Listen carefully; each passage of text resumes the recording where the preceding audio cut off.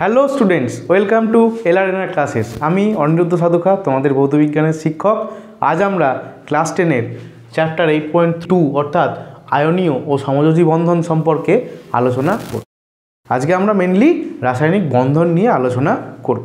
দেখো, এই রাসায়নিক বন্ধন চ্যাপ্টারটা পড়ার আগেই তোমাদের বলে রাখি, তোমাদের কিন্তু পর্যায় সারণীর চ্যাপ্টারটা খুব ভালো করে মনে রাখতে হবে। এই চ্যাপ্টারগুলো কিন্তু ইন্টারলিঙ্কড। পর্যায় সারণী তুমি যদি বুঝতে না পারো তাহলে এই চ্যাপ্টারটা বুঝতেও কিন্তু তোমার অসুবিধা হবে। তো পর্যায় সারণী এর আগে আমার ভিডিও আপলোড করা আছে, তোমরা সেখানে গিয়ে আগে পর্যায় সারণী দেখে এসো, তারপর এই ভিডিওটা দেখো, তাহলে তোমাদের সুবিধা হবে। তো চলো আজকের এই ভিডিও শুরু করি। দেখো, রাসায়নিক বন্ধন কী জিনিস তোমাদেরকে যদি খুব সত্যি কথা সোজাভাবে বলতে চাই তাহলে কি হয়, আমরা পর্যায় সারণীতে বিভিন্ন মৌলগুলো পড়েছি। মৌলগুলো যেমন sodium, chlorine, oxygen, carbon, hydrogen, এই যে সমস্ত মৌলগুলো পড়েছি, এই মৌলগুলো কি হয়, নিজেদের অণুর মধ্যে নিজেদের দুই বা ততোধিক পরমাণুর মধ্যে একসঙ্গে জোটবদ্ধভাবে অবস্থান করতে পারে। যেমন উদাহরণ হচ্ছে H2, হাইড্রোজেন কি আকারে থাকে H2, অর্থাৎ দুখানা হাইড্রোজেনের পরমাণু একসঙ্গে জোট বেঁধে আছে। O2, অর্থাৎ দুখানা অক্সিজেনের পরমাণু একসঙ্গে জোট বেঁধে একটা অণু গঠন করে আছে। আবার মনে করো সোডিয়াম ক্লোরাইড, যে খাবার নুন, NaCl, অর্থাৎ সোডিয়াম আর ক্লোরাইড একসঙ্গে জোটবদ্ধভাবে একই জায়গায় অবস্থান করে আছে। এইগুলোকে বলা হয় আমাদের যৌগ। এইগুলোকে কি বলা হয়? আমাদের যৌগ।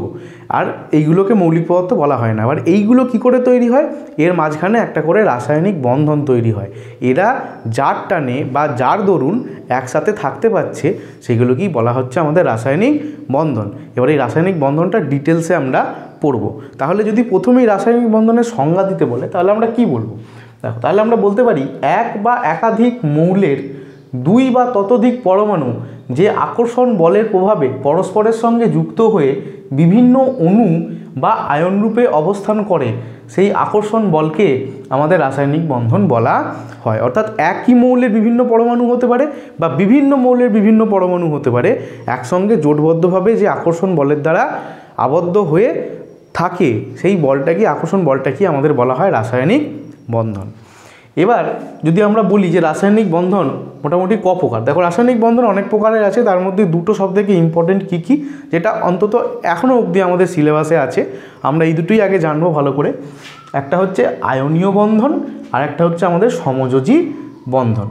আর আয়নীয় বন্ধন গঠনকারী আমাদের যে যৌগগুলো হয় সেগুলোকে বলা হয় আমাদের আয়নীয় যৌগ, আর সমযোজী বন্ধন গঠনকারী যে যৌগগুলো হয় সেগুলোকে আমাদের বলা হয় সমযোজী যৌগ বা সমযোজী মৌল। তো এই হচ্ছে রাসায়নিক বন্ধন। এবং রাসায়নিক বন্ধন কয় প্রকার? দুই প্রকার, আয়নীয় বন্ধন আর সমযোজী বন্ধন। আয়নীয় বন্ধনে অবস্থানকারী আয়নীয় যৌগ আর সমযোজী বন্ধনে আবদ্ধকারী যৌগগুলোকে সমযোজী যৌগ বলা হয়। এবার আমরা এই আয়নীয় যৌগ, আয়নীয় বন্ধন এবং সমযোজী বন্ধন এর সম্পর্কে ডিটেলসে পড়ব। অর্থাৎ আয়নীয় বন্ধন কিভাবে তৈরি হয়, কি শর্তে তৈরি হয়, একটা আয়নীয় যৌগর কি বৈশিষ্ট্য হয়, এগুলো আমরা, এবং সমযোজী ক্ষেত্রেও তাই, এগুলো আমরা ডিটেলসে আলোচনা করব। তাহলে প্রথমেই আজকে আমরা যেটা আলোচনা করব সেটা হচ্ছে আমাদের আয়নীয় বন্ধন সম্পর্কে আমরা আগে আলোচনা করব। দেখো, আয়নীয় বন্ধন জানতে গেলে আমাদের যেটা আগে জানতে হবে, আমাদের নিষ্ক্রিয় গ্যাসগুলোকে আরেকবার ঝালিয়ে নিতে হবে। অর্থাৎ আমরা পর্যায় সারণী পড়ার সময় যে 18 নম্বর শ্রেণীতে নিষ্ক্রিয় গ্যাস পড়েছিলাম সেগুলো কি কি ছিল? আমাদের হিলিয়াম, নিয়ন, আর্গন, ক্রিপ্টন, জেনন, রেডন। এদের কি কি? দেখো, হিলিয়ামের পরমাণু ক্রমাঙ্ক কত? 2, অর্থাৎ দুখানা ইলেকট্রন আছে। নিয়নের 10, 2, 8। যদি আমরা ইলেকট্রন বিন্যাস করি আমরা এইভাবে কিন্তু ইলেকট্রন বিন্যাস পাবো। দেখো, এই নিষ্ক্রিয় গ্যাসগুলো কি বলেছিলাম, এই নিষ্ক্রিয় গ্যাসগুলো কিন্তু কোনো প্রকার বন্ধন সৃষ্টি করে না। বন্ধন সৃষ্টি করে না, এটা আমরা বলেছিলাম, বন্ধন সৃষ্টি করে না। এগুলো কি হয়? এরা হয়, নিষ্ক্রিয় গ্যাসগুলো সুস্থির প্রকৃতির হয়। দেখো, সুস্থির প্রকৃতির হয়। এবার দেখো, জীবনে আমরা কিন্তু, মানুষের নেচারও তাই, জীবনে সবাই সুস্থির হতে চায়, স্টেবল হতে চায়।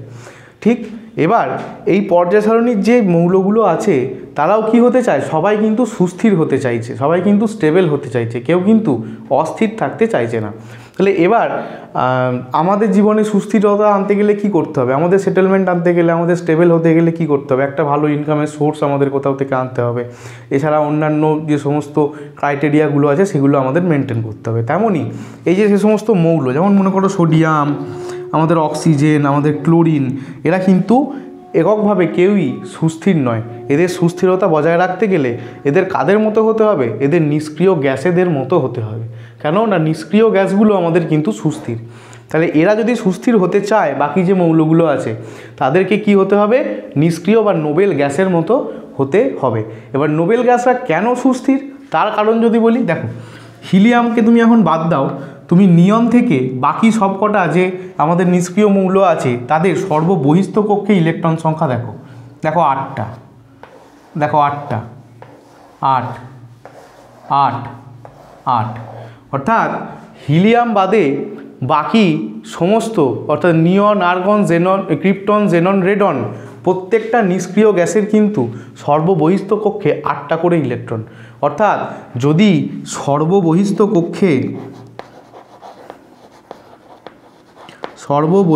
কক্ষে 8টা ইলেকট্রন থাকে, তাহলে সেই মৌল হয়ে যায়, সেই পরমাণুটি হয়ে যায় সুস্থির।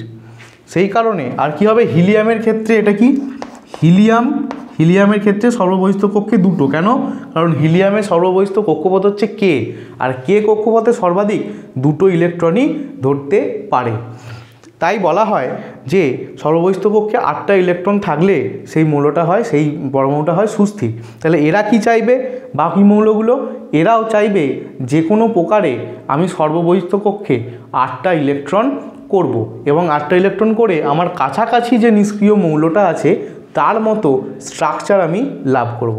যেমন এখনকার ক্রিকেটাররা কি করে, আগেকার ক্রিকেটাররা কি করতো, আমাদের সময়কার সবাই গডের মতো খেলার চেষ্টা করতো, তো সচিন টেন্ডুলকারকে অনুকরণ করতো। এখনকার কি করবে, বিরাট কোহলিকে অনুকরণ করে, অর্থাৎ একটা আইডিয়াল থাকে। তেমনই এই যে মৌলগুলো আছে এদের আইডিয়াল হচ্ছে এই নোবেল গ্যাসগুলো, এরা এদের মতো হতে চাইছে। এদের মতো হতে চাইলে কি হবে, এরা স্টেবল হয়ে যাবে।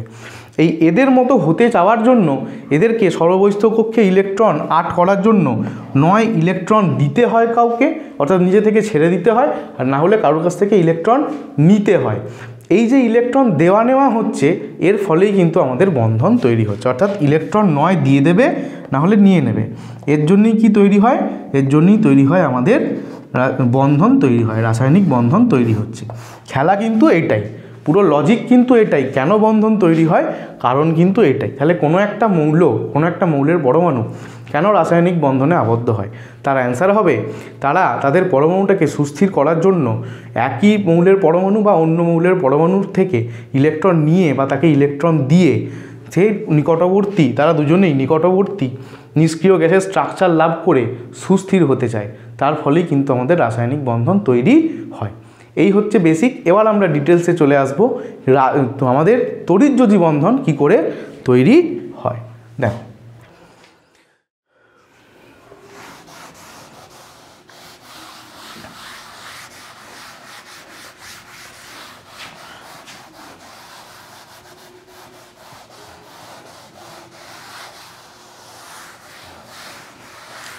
তড়িৎযোজী বন্ধন কি করে তৈরি হয় তার দরুন কোসেল বলে একজন বিজ্ঞানী তিনি একটি মতবাদ দেন। তিনি একটা মতবাদ দেন। তার মতবাদটা কি আগে দেখে নিই, তারপরে ব্যাখ্যা আমরা দিয়ে দেবো। দেখো বলছে কোনো তড়িৎ ধনাত্মক মৌল অর্থাৎ ধাতু, আমরা পর্যায় সারণী পড়ার সময় পড়েছিলাম যে তড়িৎ ধনাত্মক মৌল কোন দিকে থাকবে, এই দিকে থাকবে, অর্থাৎ ধাতু যেগুলো সেগুলো হচ্ছে তড়িৎ ধনাত্মক মৌল। সঙ্গে কোনো তড়িৎ ঋণাত্মক মৌল অধাতু, তড়িৎ ঋণাত্মক মৌল কোন দিকে, 17 নম্বর 16 নম্বর, ওরা হচ্ছে তড়িৎ ঋণাত্মক মৌল। ওরা কি, ওরা হচ্ছে অধাতু। রাসায়নিক সংযোগকালে তড়িৎ ধনাত্মক মৌলটি এক বা একাধিক পরমাণু এক বা একাধিক ইলেকট্রন বর্জন করে ক্যাটায়নে পরিণত হয়। তাহলে কি প্রথম মতবাদটা কি বলতে চাইলো, মনে করো এই এক্স হচ্ছে একটা ধাতু, এটা কি, এটা হচ্ছে একটা ধাতু, আমি ধরে নিচ্ছি এটা একটা ধাতু, এটা হচ্ছে কি, এটা হচ্ছে একটা তড়িৎ ধনাত্মক মৌল, একটা ধনাত্মক মৌল। এরা প্রথমে কি করে না, এরা নিকটবর্তী নিষ্ক্রিয় গ্যাস স্ট্রাকচার লাভের জন্য এরা নিজেদের শেষ কক্ষপথ থেকে এক বা একাধিক ইলেকট্রন বর্জন করে দেয়। আমি ধরে নিলাম যে এই এক্স মৌলটি যদি একটা ইলেকট্রন বর্জন করে দেয় তাহলে সে নিকটবর্তী নিষ্ক্রিয় গ্যাসের স্ট্রাকচার লাভ করতে পারবে। তাহলে সে কি হয়ে যাবে, দেখো এক্স একটা ইলেকট্রন করে দিলে ক্যাটায়নে পরিণত হয়ে যাবে, অর্থাৎ মাথায় একটা পজিটিভ চার্জ আমাদের চলে আসবে। যেমন সোডিয়ামের উদাহরণ দিই, সোডিয়াম দেখো এরকম যদি মনে করো একটা সোডিয়াম, আমার সোডিয়াম পরমাণু, সোডিয়ামের ইলেকট্রন কত, পরমাণু ক্রমাঙ্ক হচ্ছে 11। তাহলে ইলেকট্রন বিন্যাস করলে আমরা কি পাবো, 2, 8, 1, দেখো 11 পেলাম। এবার সোডিয়ামের সর্ববহিস্থ কক্ষে 8টা ইলেকট্রন করতে হবে। তাহলে সর্ববহিস্থ কক্ষপথ এখানে কি আছে, কটা ইলেকট্রন আছে, একটা ইলেকট্রন আছে। তাহলে দেখো এখানে যদি 8টা করতে হয় তাহলে ওকে কিন্তু 7টা ইলেকট্রন আরও যোগ করতে হবে, তবে সর্ববহিস্থ কক্ষপথে ওর 8টা ইলেকট্রন হবে। এর থেকে যদি সোডিয়াম এক কাজ করে যে এই একখানা ইলেকট্রনকে বার করে দেয়, যদি এই একখানা ইলেকট্রনকে বার করে দেয়, এই কক্ষপথটাকেই শেষ করে দেয়, তাহলে সর্ববহিস্থ কক্ষপথ এখন এইটা হয়ে যাবে এবং এইখানে কটা ইলেকট্রন থাকছে, 8টা ইলেকট্রন, অর্থাৎ সর্ববহিস্থ কক্ষপথ কিন্তু 8টা ইলেকট্রন দ্বারা ভর্তি থাকছে। অর্থাৎ সোডিয়ামের স্ট্রাকচার যদি আমরা দেখি আরও ডিটেলসে যদি বলি, এই হচ্ছে আমাদের সোডিয়ামের নিউক্লিয়াস, সোডিয়ামের 3টে কক্ষপথ, দেখো সোডিয়াম 11, তাহলে প্রথম কক্ষপথে আমাদের 2খানা ইলেকট্রন, তাহলে সোডিয়ামের প্রথম কক্ষে 2টো ইলেকট্রন, তারপরে কক্ষপথে কটা ইলেকট্রন, 8টা ইলেকট্রন, অর্থাৎ 1টা 2টো 3টে 4টে 5টা 6টা 7টা 8টা, আর তারপরে পরের কক্ষপথে 1টা ইলেকট্রন। দেখো এই একটা ইলেকট্রন, এইভাবে এইটা হচ্ছে সোডিয়ামের স্ট্রাকচার। এই এক্সটাকে মনে করো তুমি সোডিয়াম, তাহলে এ কী চাইবে যে আমি এই ইলেকট্রনটাকে ছেড়ে দিই, এই ইলেকট্রনটাকে আমি বাইরে বার করে দিই। তাহলে এই ইলেকট্রনটাকে বাইরে বার করে দিলে এই লাস্টের যে কক্ষপথ এর কোনো অস্তিত্ব থাকবে না, তখন বাইরের কক্ষপথ হয়ে যাবে এটা। তখন এটা কি হয়ে যাবে আমাদের, দেখো বাইরের কক্ষপথে 8টা ইলেকট্রন আমাদের চলে এলো, অর্থাৎ তখন দেখো সোডিয়াম 10 হয়ে যাচ্ছে এবং নিয়নের মতো স্ট্রাকচার পেয়ে যাচ্ছে। নিয়নের মতো কিন্তু আমাদের নিষ্ক্রিয় মৌল নিয়নের মতো স্ট্রাকচার পেয়ে যাচ্ছে এবং সুস্থির হয়ে যাচ্ছে। এর ফলে কি হচ্ছে, দেখো সোডিয়াম যদি একটা ইলেকট্রন ছেড়ে দেয়, এনে যদি একটা ইলেকট্রন ছেড়ে দেয় তাহলে কি পরিণত হয়ে যাচ্ছে, Na প্লাসে পরিণত হয়ে যাবে, অর্থাৎ একটা ক্যাটায়ন উৎপন্ন করে দিচ্ছে। সেই জন্যই বলা হচ্ছে যে নর্মাল কেসে যদি আমি এক্স একটা ধাতু ধরি তাহলে এক্স এক বা একাধিক ইলেকট্রন ছেড়ে দেবে, দিয়ে ক্যাটায়নে পরিণত হয়ে যাবে। আমাদের কোসেল সেই জিনিস বলছেন। এর পরের স্টেপ উনি কী বলছেন, ওই যে বর্জিত ইলেকট্রন, এই যে ইলেকট্রন একটাকে উনি বর্জন করে দিল ধাতুটা, এই ইলেকট্রনটা কি হবে, ইলেকট্রনটা কি ভেসে বেড়াবে, ইলেকট্রন ভেসে বেড়াবে না। ইলেকট্রন বা ইলেকট্রনগুলি তড়িৎ ঋণাত্মক মৌলটির এক বা একাধিক পরমাণু গ্রহণ করে অ্যানায়নে পরিণত হয়ে যায়। আমরা যখন পর্যায় সারণী পড়েছিলাম তখন কি বলেছিলাম, গ্রুপ 17, গ্রুপ 16 এই মৌলগুলো ইলেকট্রন লোকের কাছ থেকে টেনে নিতে পারলে বেঁচে যায়, অর্থাৎ তাদের ইলেকট্রনের প্রতি আসক্তি অনেক বেশি। হর্ষে এবার আমাদের একটা মনে করো জেড মৌল, এই জেড মৌল হচ্ছে আমাদের অধাতু। জেড মৌল কি, অধাতু। এই অধাতু কি করবে, এই যে ইলেকট্রনটাই ছেড়ে দিল এই ইলেকট্রনটা গ্রহণ করবে এবং ইলেকট্রনটা গ্রহণ করে আমাদের কিন্তু মাইনাসে পরিণত হয়ে যাবে, অর্থাৎ অ্যানায়নে পরিণত হয়ে যাবে। একটা উদাহরণ দিই, উদাহরণ যদি আমরা দিই ক্লোরিন, দেখো ক্লোরিন যদি বলি, ক্লোরিনের পরমাণু ক্রমাঙ্ক হচ্ছে 17, তাহলে ইলেকট্রন বিন্যাস হবে 2, 8, 7। তাহলে স্ট্রাকচার কী টাইপের হবে, দেখো এই হলো আমাদের নিউক্লিয়াস, প্রথম কক্ষপথ, দ্বিতীয় কক্ষপথ, তৃতীয় কক্ষপথ। প্রথম কক্ষপথে কটা ইলেকট্রন, ক্লোরিনের 2টো ইলেকট্রন থাকবে, প্রথম কক্ষপথে 2টোই থাকতে পারে সর্বাধিক। তারপরের কক্ষপথে 8টা, 1টা 2টো 3টে 4টে 5টা 6টা 7টা 8টা, আর তারপরে কক্ষপথে কটা, 7টা আছে, অর্থাৎ 1টা 2টো 3টে 4টে 5টা 6টা আর এই 7টা। অর্থাৎ দেখো শেষ কক্ষপথে 8টা ইলেকট্রন করার জন্য ক্লোরিনের আর কটা ইলেকট্রন লাগবে, আর একটা ইলেকট্রন লাগবে।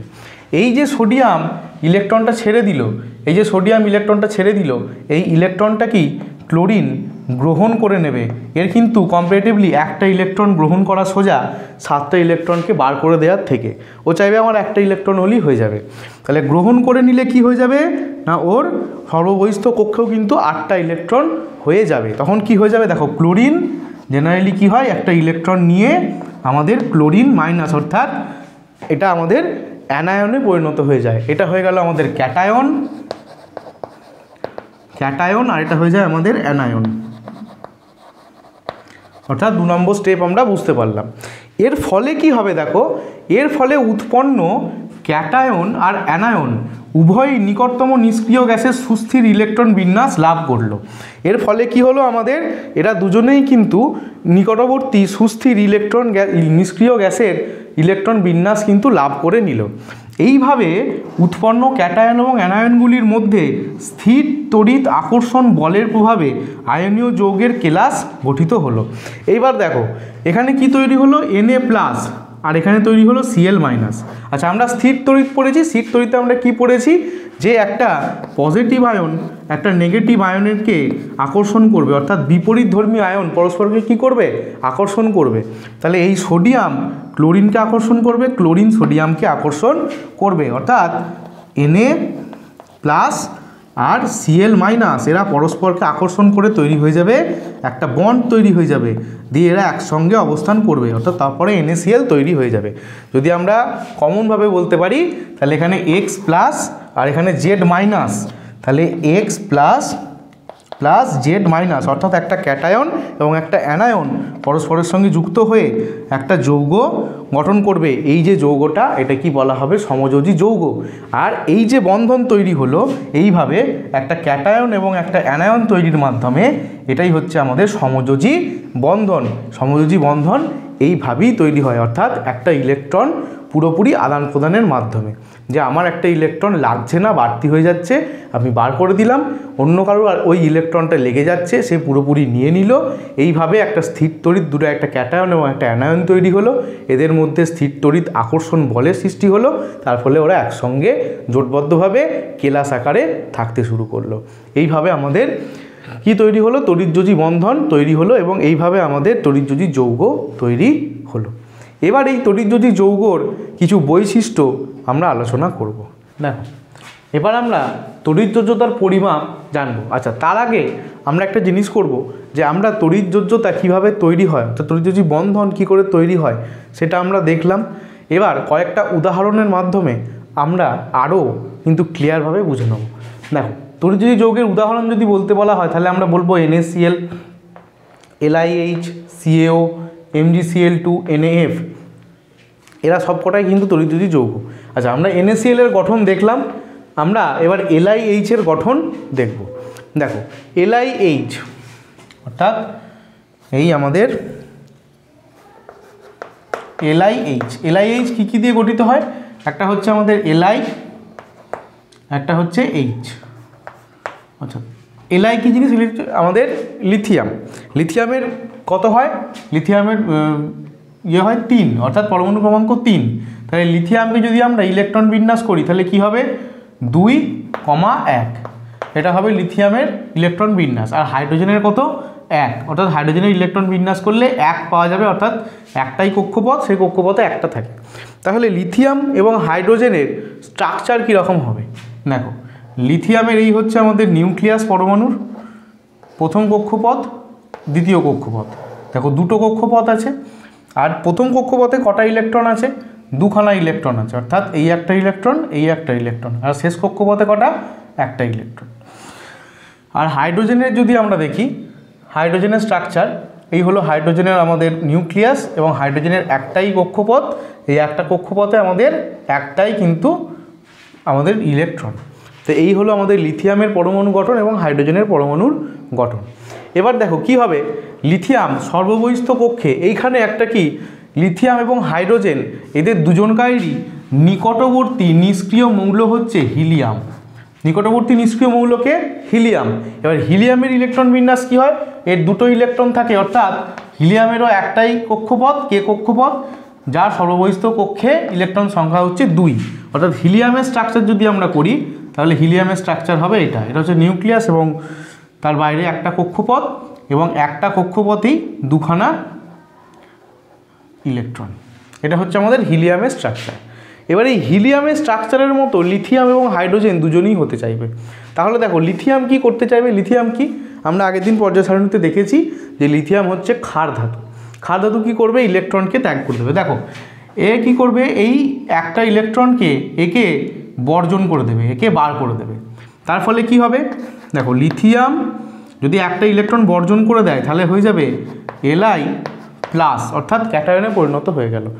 এই যে ইলেকট্রনটা বর্জন হয়ে গেল, এই যে ইলেকট্রনটা বর্জন হয়ে গেল, এই ইলেকট্রনটা কি করবে, হাইড্রোজেন এই ইলেকট্রনটাকে নিজে নিয়ে নেবে, দিয়ে কি করবে, দুখানা ইলেকট্রন নিয়ে নেবে। অর্থাৎ হাইড্রোজেন একটা ইলেকট্রন গ্রহণ করে নিয়ে H মাইনাসে পরিণত হয়ে যাবে।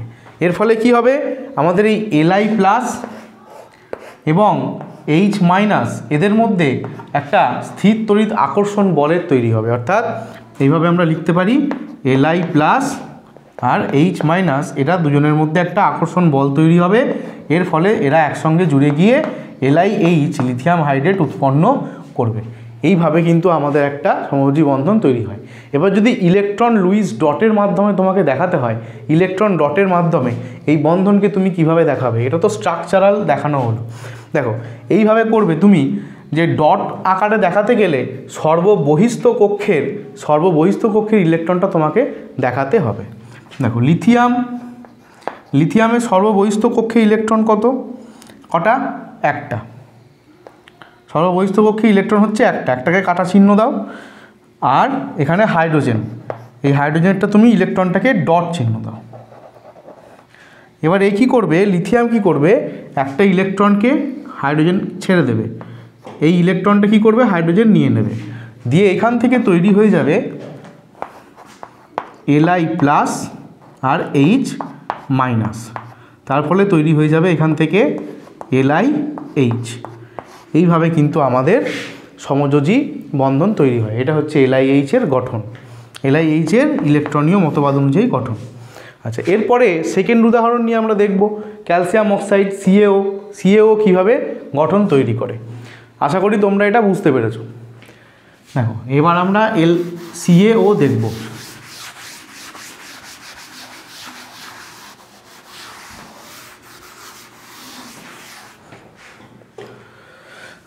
দেখো CaO এর মধ্যে কে আছে, ক্যালসিয়াম আছে আর অক্সিজেন আছে। ক্যালসিয়ামের ইলেকট্রন বিন্যাস, ক্যালসিয়ামের কত হয়,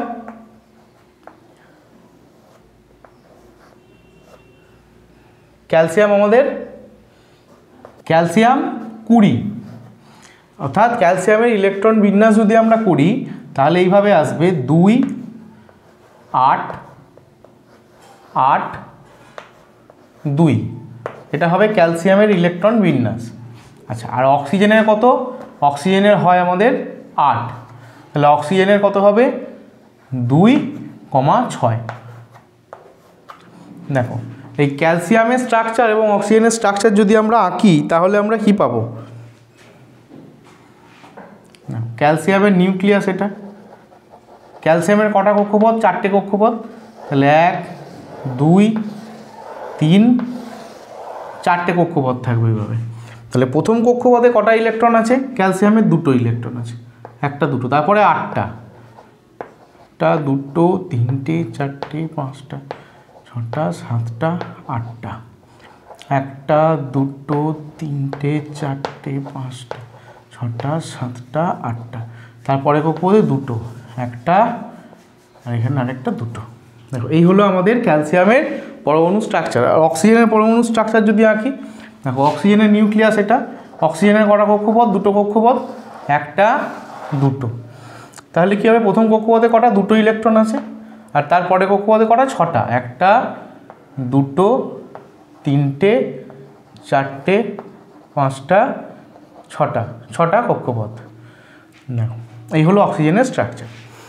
এইবার তুমি খুব ভালো করে ভেবে দেখো যে ক্যালসিয়াম, তাহলে ক্যালসিয়ামের সর্ববহিস্থ কক্ষে 2টো ইলেকট্রন আছে, এই 2টো ইলেকট্রনকে কি করতে চাইবে ক্যালসিয়াম, বার করে দিতে চাইবে, এই দুটো ইলেকট্রনকে কি করতে চাইবে, বার করে দিতে চাইবে। তাহলে কি হবে না, তার পরের কক্ষপথটায় কটা ইলেকট্রন আছে, 8টা ইলেকট্রন, তাহলে অষ্টক পূর্তি হয়ে যাবে, নিষ্ক্রিয় নিকটবর্তী নিষ্ক্রিয় মৌলের স্ট্রাকচার লাভ করতে পারবে।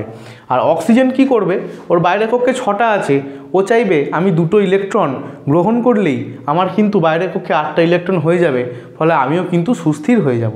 তাহলে এখান থেকে ক্যালসিয়াম কি করবে না, এই দুটো ইলেকট্রনকে বার করে দেবে, এই দুটো ইলেকট্রনকে বার করে দেবে। সর্ববহিস্থ কক্ষপথ থেকে কিন্তু ইলেকট্রন বেরোবে, বাইরে থেকে কিন্তু বেরোবে না, কারণ এগুলো আলগাভাবে যুক্ত থাকে। এবার এই ইলেকট্রনগুলো অক্সিজেন কি করবে, নিয়ে নেবে, কারণ অক্সিজেন একটা তড়িৎ ঋণাত্মক মৌল, এদের কি থাকে 16 নম্বর 17 নম্বর গ্রুপের মৌলগুলোর ইলেকট্রনের প্রতি আসক্তি বেশি থাকে, ফাঁকা ইলেকট্রন দেখতে পেলেই ওরা কিন্তু নিয়ে নেবে।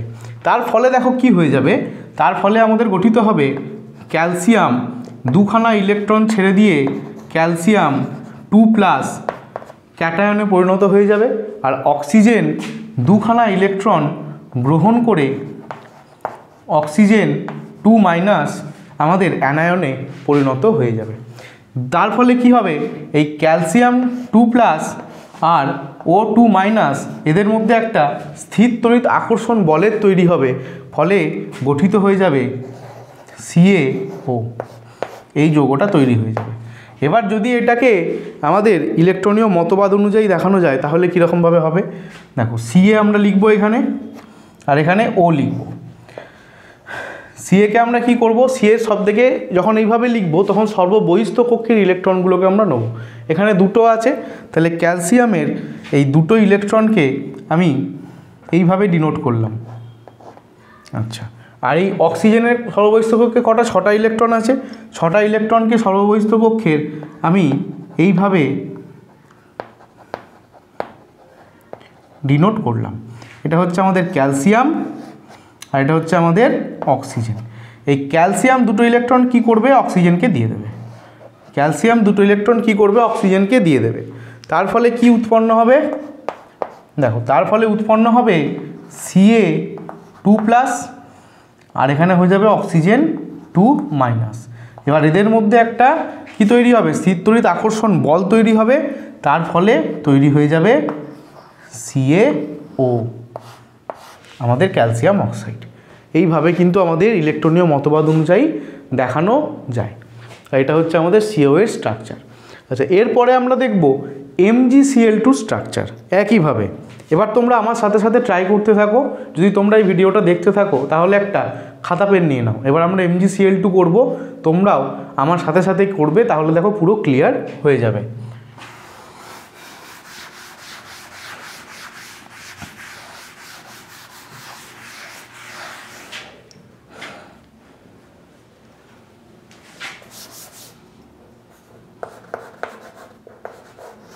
MgCl2 দেখো, এবার MgCl2 ক্ষেত্রে কি হবে, এখানে আছে Mg ম্যাগনেসিয়াম আর আমাদের ক্লোরিন। ম্যাগনেসিয়াম কত হয়, ম্যাগনেসিয়াম হয় আমাদের 12, আর ক্লোরিন কত হয় আমাদের 17। তাহলে ম্যাগনেসিয়ামের ইলেকট্রন বিন্যাস কি হবে, 2, 8, 2, আর ক্লোরিনের হবে 2, 8, 7। তাহলে যদি আমরা স্ট্রাকচার আঁকি, ম্যাগনেসিয়াম এবং ক্লোরিনের যদি স্ট্রাকচার আঁকি তাহলে কি আকারে পাওয়া যাবে, দেখো ম্যাগনেসিয়ামের নিউক্লিয়াস হবে এখানে, কটা কক্ষপথ হবে, 3টে কক্ষপথ হবে, 1, 2, 3টে, এই যে 3টে আছে, তাহলে 3টে কক্ষপথ। তাহলে এবার প্রথম কক্ষপথে কটা, দুটো ইলেকট্রন, তারপরে কক্ষপথে 8টা, 5, 6, 7, 8, আর সর্ববহিস্থ কক্ষপথে কটা, 2টো, এই একটা আর এই একটা ধরো। আচ্ছা, এবার ক্লোরিনের স্ট্রাকচার আঁকবো আমরা।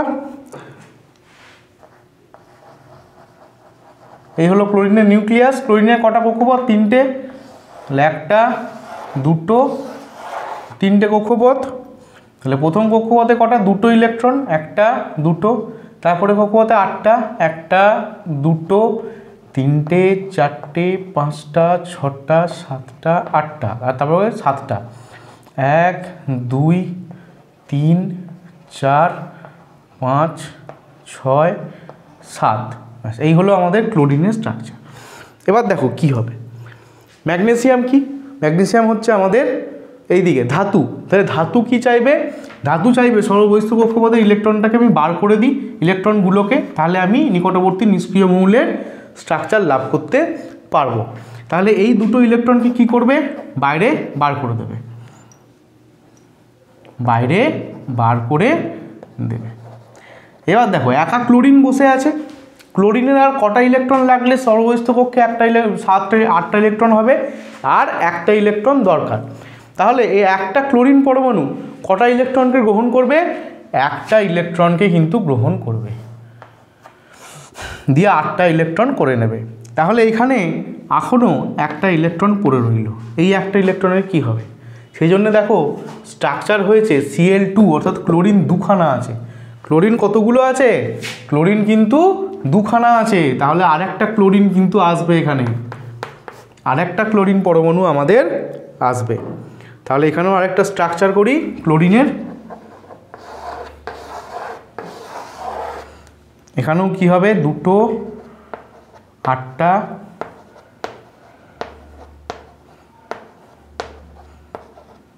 আর এখানে 7টা।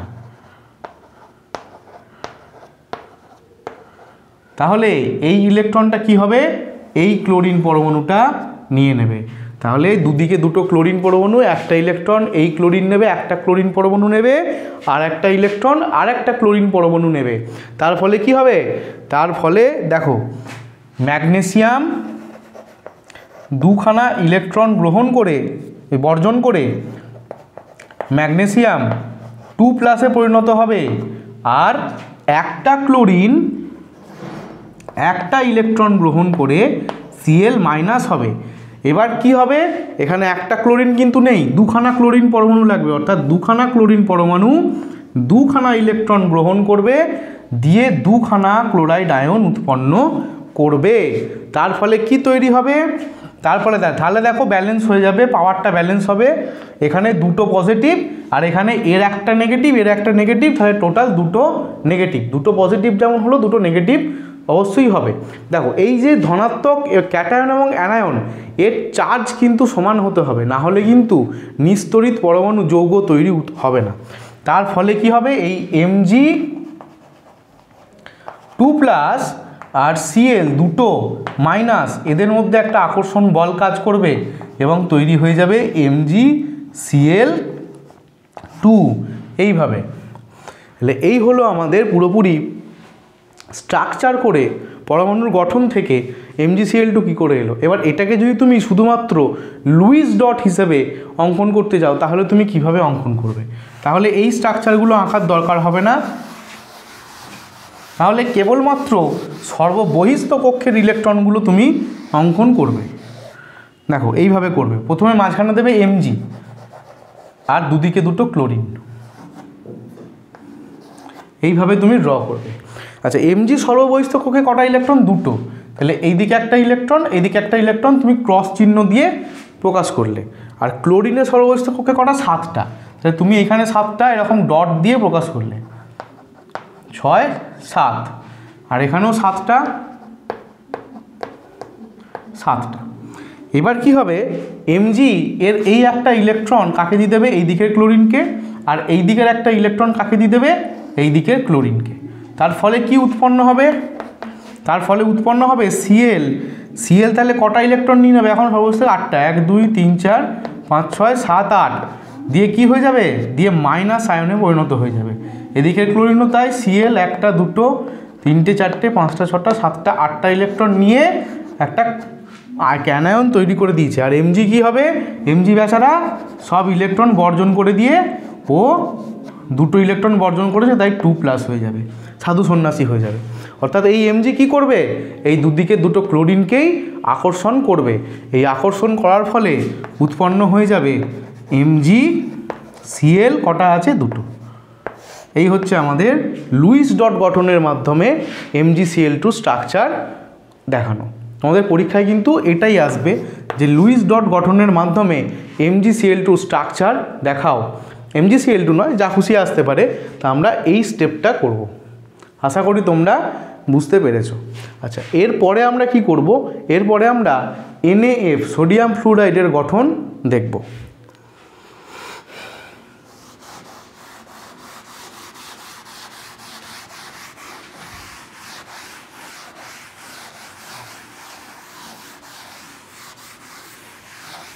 দেখো এবার আমরা দেখব NaF সোডিয়াম ফ্লুরাইড। দেখো সোডিয়াম ফ্লুরাইডে কি আছে, সোডিয়াম আছে আর ফ্লুরিন আছে। সোডিয়ামের কত 11 আর ফ্লুরিনের হচ্ছে 9।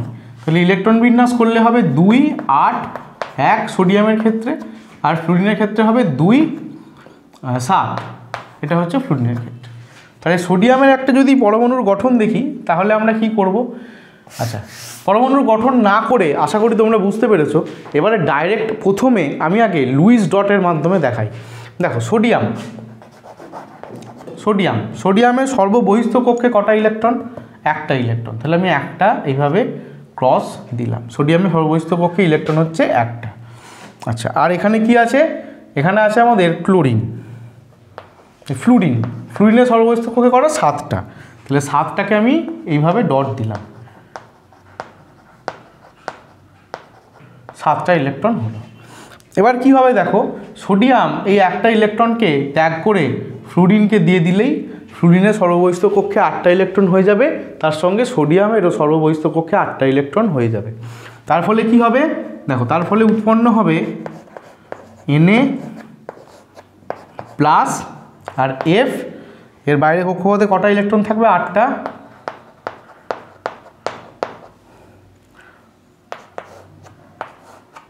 মাইনাস এই Na প্লাস আর F মাইনাস পরস্পরকে তীব্র আকর্ষণ বল দ্বারা আকর্ষণ করবে, দিয়ে উৎপন্ন হয়ে যাবে NaF। এইটা হচ্ছে আমাদের লুইস ডট গঠনের মাধ্যমে সোডিয়াম ফ্লুরাইডের গঠন। প্রত্যেকটা ছবিকে কিন্তু আমরা এইভাবেই ড্র করতে পারবো। এই একই রকমভাবে কিন্তু সোডিয়াম ক্লোরাইডও হবে, সোডিয়ামের এটা। আর শুধুমাত্র ক্লোরাইডের ক্ষেত্রে কত হয়ে যাবে, যদি এখানে ফ্লুরিনের জায়গায় ক্লোরিন থাকতো, ক্লোরিনের কত হবে 17, 2 8 7। তাহলে আমরা এখানে কি করতাম, ক্লোরিন করতাম। ক্লোরিনের সর্ববহিস্থ কক্ষে কটা, 1 2 3 4 5 6 7টা ইলেকট্রন।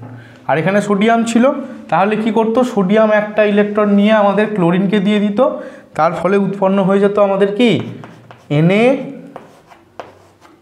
প্লাস আর তার সঙ্গে Cl 1 2 3 4 5 6 7 8, এটা মাইনাস। এবার দেখো প্লাস আর মাইনাস তৈরি হয়ে গেছে, তার ফলে কি হবে NaCl তৈরি হয়ে যাবে। এই হলো আমাদের কয়েকটা তড়িৎযোজী মৌলের উদাহরণ এবং তাদের স্ট্রাকচার কিভাবে বন্ধন তৈরি হচ্ছে সেটা লুইস ডট পদ্ধতির মাধ্যমে আমরা দেখলাম। এই পদ্ধতিটাকে বলা হয় লুইস ডট পদ্ধতি।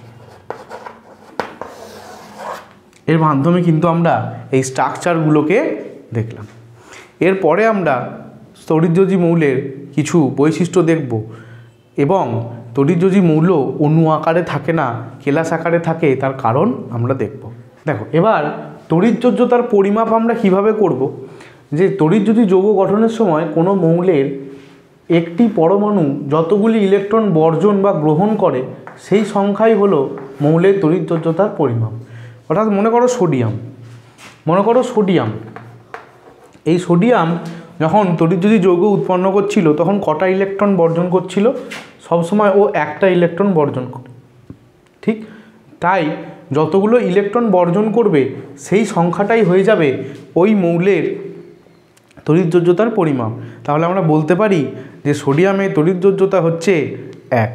যেমন ক্লোরিনের ক্ষেত্রে কি হয়, ও কটা ইলেকট্রন গ্রহণ করে, একটা ইলেকট্রন গ্রহণ করে, তাহলে আমরা বলতে পারি ক্লোরিনের তড়িৎযোজ্যতাও হবে 1।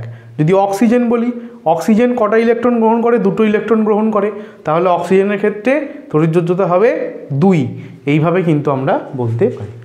আচ্ছা, এরপরে চলে আসি আরেকটা খুব ভালো কনসেপ্টে, যে আয়নীয় যৌগের কেলাসে কি হয়, আণবিক ওজন এই কথাটা ব্যবহার করা হয় না, তার জায়গায় সংকেত ওজন ব্যবহার করা হয়। কেন?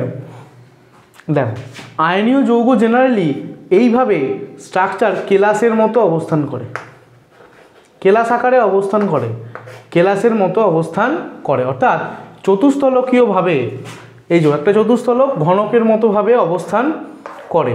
কি হয় না দেখো, প্রত্যেকটা এটা সোডিয়াম ক্লোরাইডের গঠন, NaCl এর গঠন। এই প্রত্যেকটা নীলকে তুমি সোডিয়াম ভাবো, সোডিয়াম আয়ন, আর এই প্রত্যেকটা হলুদগুলোকে তুমি ক্লোরিন ভাবো, Cl- আয়ন। তাহলে কি হয় দেখো, একটা সোডিয়ামের চারিদিকে ক্লোরিন আছে, আবার একটা ক্লোরিনের চারিদিকে সোডিয়াম আছে, সোডিয়াম আয়ন আছে। তাই কি হয়, আয়নীয় যৌগের কেলাসে প্রতিটি ক্যাটায়ন নির্দিষ্ট সংখ্যক অ্যানায়ন দ্বারা, প্রত্যেকটা ক্যাটায়ন কি হয় নির্দিষ্ট সংখ্যক অ্যানায়ন দ্বারা, আর প্রত্যেকটা অ্যানায়ন আবার নির্দিষ্ট সংখ্যক ক্যাটায়ন দ্বারা, স্থির তড়িৎ আকর্ষণ বল দ্বারা আবদ্ধ থাকে। অর্থাৎ যেমন সেই নেট হয় না, একটা তার অপোজিটে অন্যটা, মানে একটা প্লাস একটা মাইনাস, একটা প্লাস একটা মাইনাস, একটা ক্যাটায়ন একটা অ্যানায়ন, একটা ক্যাটায়নের চারিদিকে অ্যানায়ন থাকবে, আবার একটা অ্যানায়নের চারিদিকে ক্যাটায়ন থাকবে। তার ফলে কি হয়, এরা একটা তীব্র স্থির তড়িৎ আকর্ষণ বলের মাধ্যমে কিন্তু যুক্ত থাকে। তার ফলে কি হয়, এর ফলে আয়নীয় যৌগের বিচ্ছিন্ন অণুর কোনো অস্তিত্ব নেই। দেখো, যদি অণু হতো তাহলে একটা Na একটা Cl অবস্থান করে NaCl গঠন করত, কিন্তু এখানে দেখো, এখানে একটা Na এখানে একটা Cl, এইভাবে কিন্তু বিচ্ছিন্নভাবে কোথাও থাকছে না, একটা পুরো এরকম নেটের মতো, জালের মতো, চেনের মতো কিন্তু আবদ্ধ তৈরি করছে, একটা কেলাস তৈরি করছে। তার ফলে কি হয়, এই কারণেই কি বলা হয় যে এর কিন্তু একক অণুর কোনো অস্তিত্ব নেই, কেবলমাত্র একটা অণুর কিন্তু কোনো অস্তিত্ব থাকে না যে কোনো আমাদের আয়নীয় যৌগের ক্ষেত্রেই। সেই জন্যে আয়নীয় যৌগের ক্ষেত্রে আণবিক ওজন এই কথাটা ব্যবহার করা হয় না, তার জায়গায় কি ব্যবহার করা হয় না আমাদের সংকেত ওজন। এই যে একটা সংকেত NaCl, এই সংকেতটার ওজন কত হয় সেটা আমরা বলতে পারি, আর একটা অণুর ওজন কত হবে সেটা আমরা বলতে পারবো না। কেন? কারণ এই সোডিয়াম ক্লোরাইড অর্থাৎ আমাদের তড়িৎযোজী যৌগগুলোর ক্ষেত্রে কোনো একক অণুর অস্তিত্বই থাকে না, পুরো একটা কেলাস গঠন করে অবস্থান করে। এই কারণে বলা হয় যে আয়নীয় যৌগর ক্ষেত্রে আণবিক ওজন কথার থেকে সংকেত ওজন কথাটা ব্যবহারিকভাবে উল্লেখযোগ্য বা ব্যবহারিকভাবে ভালো ব্যবহার করা হয়। আর এইভাবে কিন্তু দেখো, সমস্ত আমাদের তড়িৎযোজী মৌল এইভাবে কেলাস গঠন করে অবস্থান করে। এই গেল আমাদের। এরপরে আমরা চলে আসি যে তড়িৎযোজী মৌল উৎপন্ন হওয়া তড়িৎযোজী যৌগ উৎপন্ন হওয়ার কি কি শর্ত আছে, বেসিক কিছু কন্ডিশন আছে। সবাই তো আর সব মৌল একসঙ্গে মিলেমিশে কিন্তু তড়িৎযোজী মৌল আমাদের বা আয়নীয় মৌল কিন্তু আমাদের তৈরি করে না, কিছু কিছু কন্ডিশন আছে যেগুলোকে আমাদের ব্যবহার করতে হবে। দেখো, প্রথম কন্ডিশন হচ্ছে তড়িৎযোজী মৌল আমরা যতগুলো দেখলাম, প্রথম কন্ডিশন আমরা কি দেখলাম, একটা মৌলকে হতে হবে তীব্র ধনাত্মক, একটাকে হতে হবে ঋণাত্মক। অর্থাৎ তুমি বলতে পারো একটা হবে ধাতু, একটা হবে অধাতু, এর বাইরে কিন্তু তড়িৎযোজী মৌল উৎপন্ন হতে পারে না। ধাতু কি করবে, ধাতু ক্যাটায়ন উৎপন্ন করবে, অধাতু কি করবে, অ্যানায়ন উৎপন্ন করবে। দেখো, এটাই লেখা আছে যে ক্যাটায়ন সৃষ্টিকারী মৌলের যোজক ইলেকট্রন সংখ্যা 1, 2, 3 হওয়া উচিত। অর্থাৎ সর্ববহিস্থ কক্ষে যে ক্যাটায়ন তৈরি করবে তার একটা অথবা দুটো অথবা তিনটে ইলেকট্রন ম্যাক্সিমাম থাকতে পারবে। যদি 4টে 5টে ইলেকট্রন থাকে তাহলে কিন্তু সেই ক্যাটায়ন উৎপন্ন হবে না। আচ্ছা, অ্যানায়ন সৃষ্টিকারী মৌলের যোজক ইলেকট্রন সংখ্যা, যারা অ্যানায়ন তৈরি হবে তাদের কি হবে, সর্ববহিস্থ কক্ষে 5, 6, 7টা ইলেকট্রন থাকা উচিত। অর্থাৎ 5টা ইলেকট্রন থাকতে পারে, 6টা বা 7টা। 5টার থেকে কম ইলেকট্রন সর্ববহিস্থ কক্ষে থাকলে কিন্তু সে অ্যানায়ন তৈরি করবে না, আর এই তড়িৎযোজী বন্ধনে আবদ্ধ হবে না। এবার বলছে দুটো মৌলর মধ্যে, যে দুটো মৌল নেওয়া হবে তাদের মধ্যে তড়িৎ ঋণাত্মকতার পার্থক্য অনেক বেশি হতে হবে। অর্থাৎ একটা তড়িৎ ধনাত্মক হলে একটা হবে তড়িৎ ঋণাত্মক, দুটোই তড়িৎ ধনাত্মক রিয়াকশান করবে না, অর্থাৎ বন্ধন তৈরি করবে না।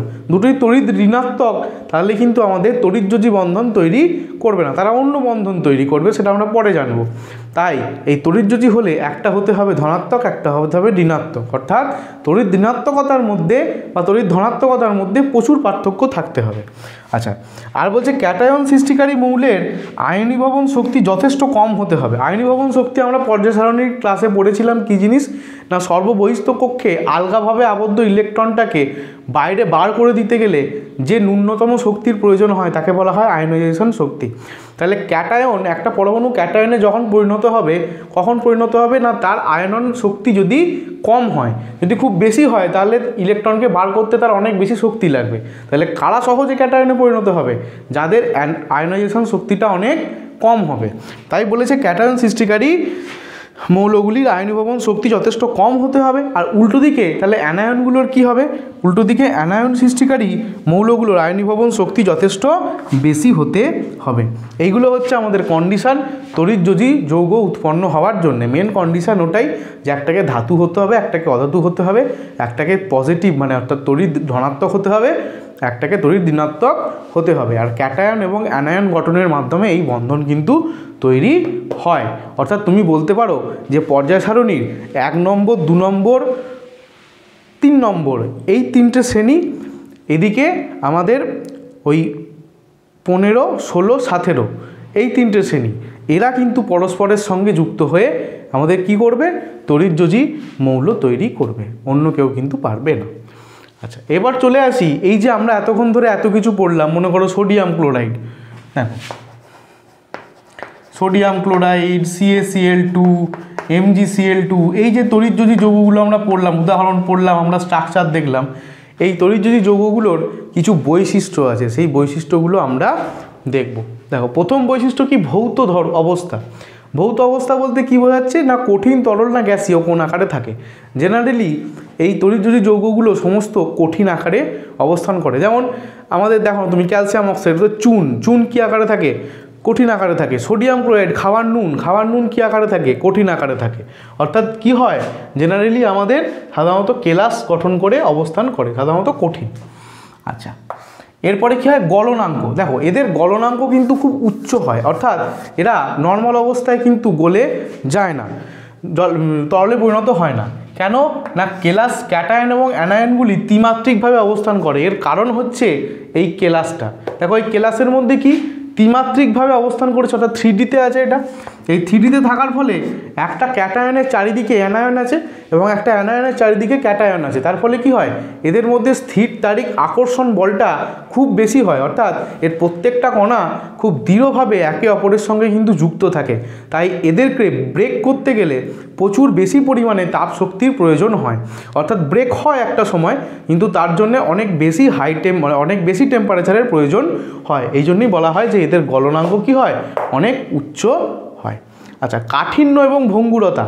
কাঠিন্যতা কিন্তু খুব একটা নেই, এবং উল্টো দিকে দেখতে গেলে কিন্তু ভঙ্গুর হয়। কি হয়, দেখবে বাইরে থেকে আঘাত করলে, চুনের ডালায় তুমি বাইরে থেকে আঘাত করলে ভেঙে যায়, বা নুনের এরকম ডালায় বাইরে থেকে আঘাত করলে কিন্তু ভেঙে যায়। এমনি কিন্তু শক্ত নুন তুমি কি করে বুঝবে, দেখবে ক্রিস্টাল টাইপের নুন পাওয়া যায়, মানে আমরা যে টাটা সল্ট খাই সেখান থেকে তুমি অত ভালো করে বুঝতে পারবে না।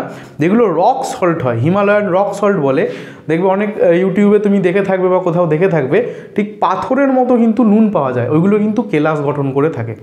ওইগুলো কি হয়, এমনি নর্মাল অবস্থায় কিন্তু একদম স্টোনের মতো, পাথরের মতো, কিন্তু তুমি যদি একটু কিছু করে আঘাত করো দেখবে সেই ভেঙে যায়। ইভেন ফটকিরি আমাদের কি, ফটকিরি হচ্ছে আমাদের এই আয়নীয় যৌগ। ফটকিরি যে টাইপের হয় এমনিতে শক্ত, কিন্তু কি হয়, এদেরকে যদি আমরা একটুখানি জোরে আঘাত করি এগুলো ভেঙে পড়তে থাকে। এবার কেন ভেঙে পড়তে থাকে, কারণটা হচ্ছে এই যে জোরে যদি আঘাত করা হয়, এই স্ট্রাকচারটা, এই অণুগুলো কি হয়, সরে যায় সাইডে। তার ফলে কি হয়, এই আকর্ষণ বিকর্ষণ বলগুলো একটু চেঞ্জ হয়ে যায়, তার ফলে এগুলো ভাঙতে শুরু করে। অর্থাৎ স্ট্রাকচারটা একটু নড়ে গেলে এই স্ট্রাকচারটা ভাঙতে শুরু করে, কেলাসটা ভাঙতে শুরু করে। তো এই জন্যে বলা হয় যে একটু ভঙ্গুর, জোরে আঘাত করলে কেলাসের পরিবর্তন হয়ে যায়, ফলে এরা ভেঙে যায়। আচ্ছা, এরপরে বলি আমরা তড়িৎ পরিবাহিতা। এই মৌলগুলো, এই যৌগগুলো কি তড়িৎ পরিবহন করে? দেখো, কঠিন অবস্থায় তো একদমই তড়িৎ পরিবহন করে না, কিন্তু গলিত বা জলে দ্রবীভূত অবস্থায় কিন্তু খুব ভালো তড়িৎ পরিবহন করে। তড়িৎ বিশ্লেষ্য পদার্থ হিসাবে এই তড়িৎযোজী যৌগগুলোকেই কিন্তু নেওয়া হয়। দেখো এরকম কেন হয়, দেখো কঠিন অবস্থায় কি, কঠিন অবস্থায় পুরো মৌলটা কিন্তু নিস্তরিত অবস্থায় থাকে, এর মধ্যে কিন্তু কোনো ক্যাটায়ন বা অ্যানায়নের এককভাবে অস্তিত্ব থাকে না। এরা পরস্পরের সঙ্গে আবদ্ধভাবে থাকে। একটা এখানে মনে করো একটা ক্যাটায়ন এবং অ্যানায়নগুলো পরস্পরের সঙ্গে যুক্ত থাকে, কিন্তু যদি গলে যায় তাহলে কি হয়, এই ক্যাটায়ন এবং অ্যানায়নগুলোর মধ্যেকার যে বন্ড এগুলো কিন্তু অনেক উইক হয়ে যায়, বা জলে দ্রবীভূত হয়ে গেলে এগুলো উইক হয়ে যায়। ফলে কি হয়, মুক্ত ক্যাটায়ন এবং মুক্ত অ্যানায়ন হিসেবে থাকে। এর ফলে যখন তড়িৎ দেওয়া হয় তখন এই ক্যাটায়ন এবং অ্যানায়নগুলো তড়িৎ পরিবহন করে চলাচলের মাধ্যমে। এই হচ্ছে কথা যে এরা কঠিন অবস্থায় তড়িৎ পরিবহন করে না, গলিত বা জলে দ্রবীভূত অবস্থায় তড়িৎ অবশ্যই পরিবহন করে। আচ্ছা, দ্রাবকে দ্রাব্যতা এর কিছু বৈশিষ্ট্য, যে তড়িৎ যদি যৌগগুলো ধ্রুবীয় দ্রাবকে দ্রবীভূত হয়, অধ্রুবীয় দ্রাবকে দ্রবীভূত হয় না। এই ধ্রুবীয় দ্রাবক এবং অধ্রুবীয় দ্রাবকটা কী জিনিস? ধ্রুবীয় দ্রাবক মানে হচ্ছে, এর উদাহরণ হচ্ছে জল। ধ্রুবীয় দ্রাবকের উদাহরণ হচ্ছে জল, আর অধ্রুবীয় দ্রাবকের উদাহরণ হচ্ছে আমাদের কেরোসিন, বেনজিন ইত্যাদি। কি হয় দেখো, জল কিসে ভাঙে? H+ আর OH- আয়নে। যে সমস্ত দ্রাবকগুলো এরকম ক্যাটায়ন এবং অ্যানায়নে ভেঙে যায় তাদেরকে বলা হয় আমাদের ধ্রুবীয় দ্রাবক।